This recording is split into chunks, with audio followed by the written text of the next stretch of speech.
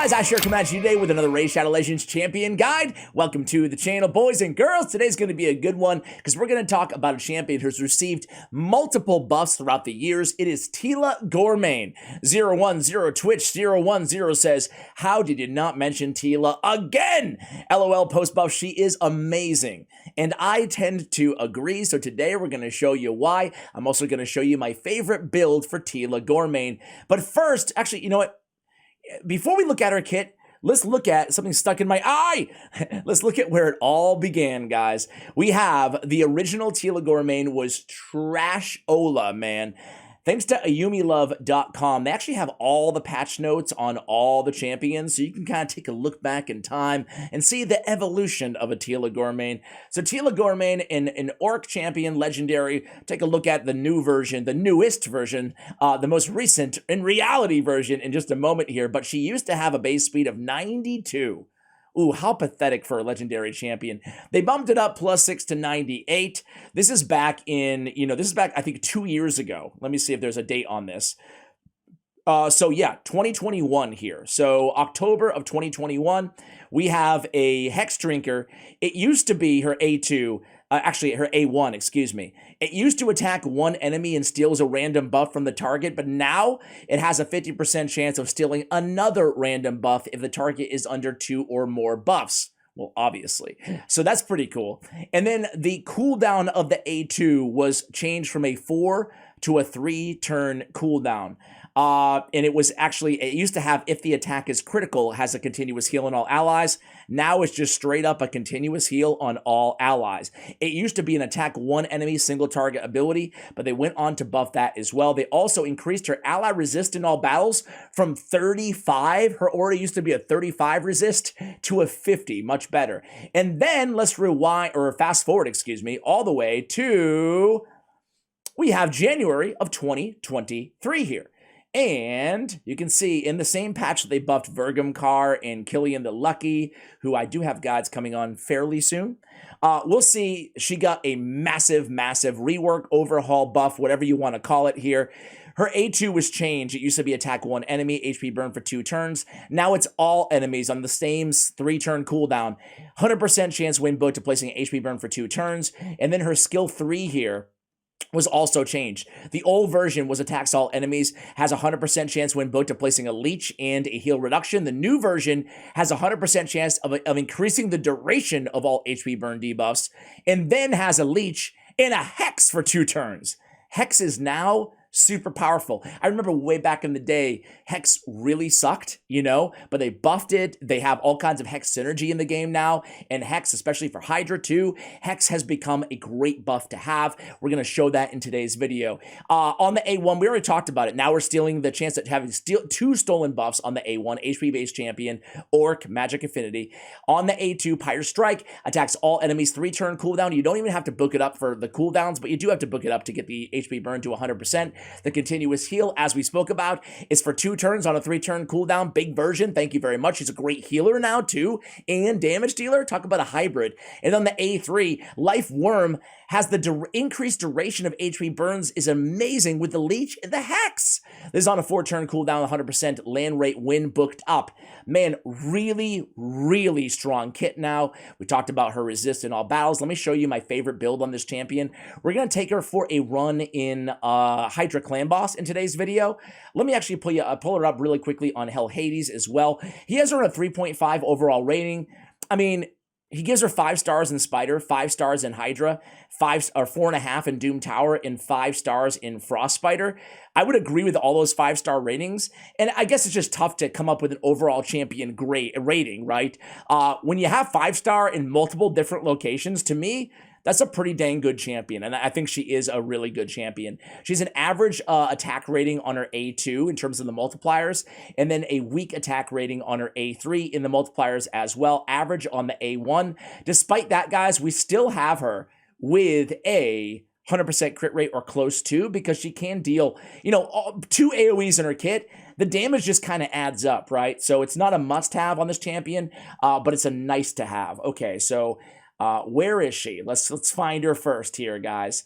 What do you think? Have you guys tried the new TEELA GOREMANE? go ahead and let me know, because I was so impressed. And this is an example of a great buff to a legendary champion, right? A legacy legendary champion. Surprise, surprise, we have her in Relentless and Perception. I will note here, her HP is really solid at 22k, and her defense is pretty solid at 1222 as well in terms of base stats. They also bumped up her speed, as we spoke about earlier.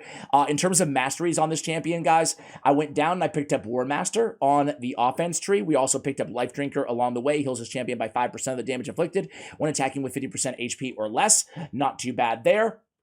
We went down support tree, obviously getting that extra accuracy, Swarm Smiter, charge focused, and pinpoint accuracy. We went down, picked up Lore of Steel, albeit only one perception set on this champion, but still not bad to have. We got Master Hexer to extend the duration of the HP burns that she's bringing to the table, and the Hex and the Leech, okay? And Lasting Gifts to extend the duration of the continuous heals on this champion. Those masteries, really, really happy with. We have our Swarm Smiter, and we have Arcane Celerity, 30% chance of increasing the turn meter by 10% when a debuff cast by this champion is removed or expires. Keep in mind, guys, she is bringing HP burns, Leech, and Hex, so I think that Arcane Celerity is a great option for you guys to just keep her turn meter always moving, right? Because as fast as she can go, the better. More heals, more leeches, more hexes, more burns placed, and more burns increased of duration. So because of that same thought process, we put her in Relentless gear as well, because taking a double turn, extremely valuable on this champion. Again, more continuous heals, right? Getting this potentially to a 2-turn cooldown. And again, more burn, more of everything that she's doing, which she's doing a lot, okay? So we really like her in Relentless, guys. If I didn't have her in Relentless, I'd probably just run her in triple perception, you know? Getting extra accuracy in terms of stat priorities. We have essentially accuracy, speed, HP, and then it's a nice to have a little bit of damage if you can get it. But again, I want to stress, depending on where you are in the game, it's not mandatory to go for a lot of damage on this champion either. You're going to get plenty of damage out of the HP burns and out of the War Master, okay? In terms of a nice to have though, sure, throw crit rate gauntlets on her like I have in this video. Throw HP percentage on that chest, speed on the boots. It's nice that her damage is based on HP anyway, albeit not massive multipliers. It's still nice, again, you know, because you can keep her alive with more HP and she deals more damage. It's a pretty cool, you know, kit, seeing as how it's so easy to keep this champion alive. She's a tank, you know? So again, HP, we went speed on the boots. We went HP on the banner. Nothing wrong with going accuracy on the banner, of course, as well. We're looking for a nice accuracy double roll here, or more, or better on the substats of the amulet. We went crit damage. Again, nothing wrong with going HP or defense on the amulet as well, if you're not as keen on getting a lot of damage out of those AoE attacks. And we have the HP on the ring as well. We talked about stat priorities. We talked about where she's good. Let's go ahead and try her out in Hydra Clan Boss, guys. Again, Spider Burner for 25. It's weird right now. I need to put a community tab poll for you guys, because I'm not sure if the majority of you guys are still trying to clear, you know, Spider, I don't know, 13 to 20, or if the majority of you are 21 to 25, because this is where she shines. 21 to 25 is where Tila is a spider goddess, right? She's placing the burns, she's increasing the duration of the burns. That's a tremendous kit for a spider. But then we go to Spider Hard again, and she becomes not as useful again because, you know, so far the meta is really, you know, enemy max HP champions, right? Heavy hitters for Spider Hard. So it depends on where you're at. But again, I stress, if you're in the 21 to 25 range, which nothing wrong, one of the best places to farm for silver still in the game and accessories, she's a great, great option there. She's actually, frankly, a great option against Ice Golem Hard, right? Because she's bringing the support. She's easy to keep alive because that Ice Golem hits hard, man. The hard Ice Golem hits hard. Go figure, right? So, but she's great because she's placing that burn, and she's extending the duration of the burn, and she's helping to keep everybody alive while staying alive herself. So I could even see going with something crazy like a I would probably prefer to keep her in Relentless or Perception, but you can even go like Regen in Immortal if you wanted to, build her super, super tanky, and, you know, use her as kind of a support champion that just doesn't die, and not worry at all about the crit rate, crit damage, and just go all out accuracy and get all the damage from those burns and the support that she brings. So there's several ways, what I'm trying to say, to build this champion. She's very versatile and very good. I'm going to show you in Hydra right now. Boy, I got a Crasia, side note, and yeah, I'm hitting my new all-time best. It's crazy. Look at this, 86 million on a Crasia. That is just absolutely insane. Anyway, I'm going to go into normal here because I haven't used my normal key yet. And I've put this team together. It's an all-epic team with Tila, the star of the show. I have Inquisitor, I have Ugo, I have Skuramis for a Provoker. I have Ugo for obviously the buff strips, excuse me, the debuff strips rather, the heals, and the block buffs and the decreased defense. She just does it all, right? And then we have Skuramis, as I said, he is my Provoker, AoE Provoke, on his A3 on a 3-turn cooldown. And then we have Inquisitor for obvious reasons to get rid of those fears, true fears.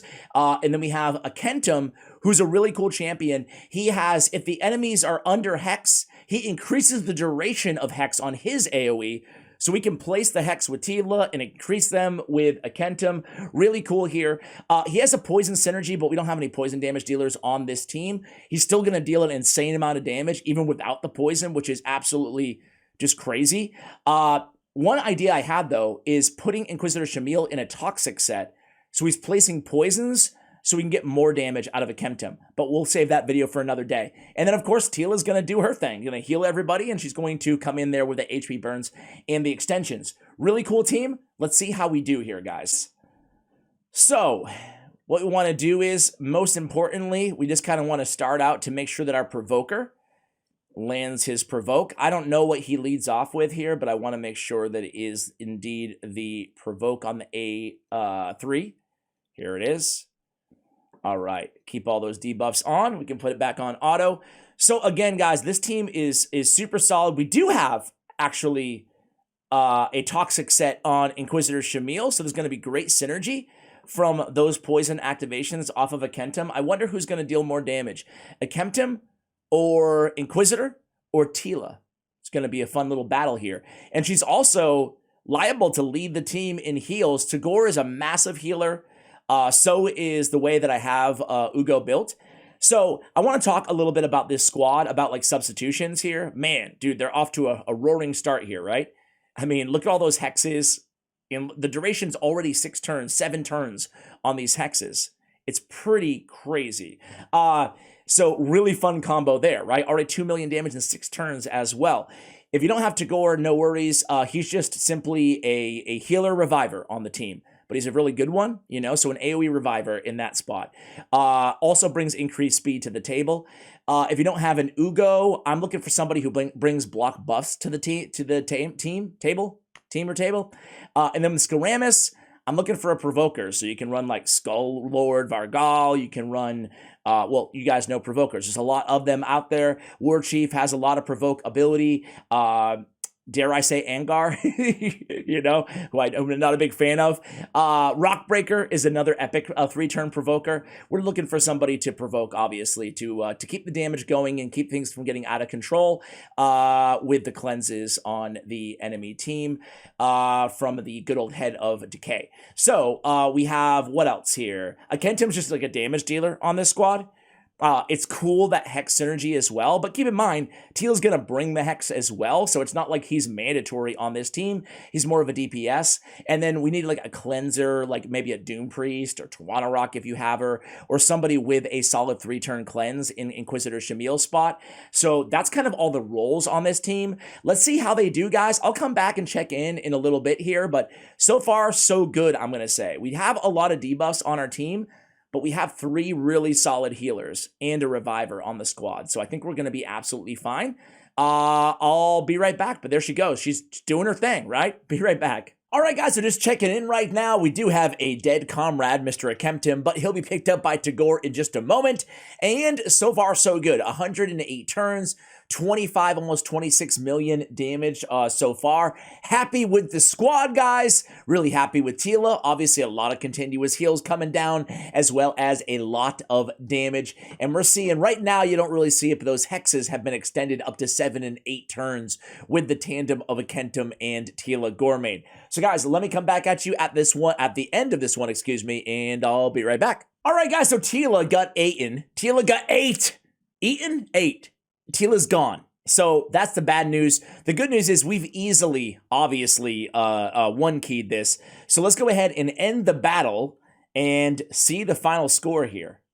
All right. Our girl, TEELA Goremane, puts out almost as much damage as a Kentum, who is a damage-dealing machine, a maniac. Inquisitor Shamil, you can see, put out 6.5 million. You can see a lot of heals. Actually hanging with Ugo and Tagore in the healing department. And I have to tell you guys, I have Ugo built as a healer in this build that I'm running on her right now.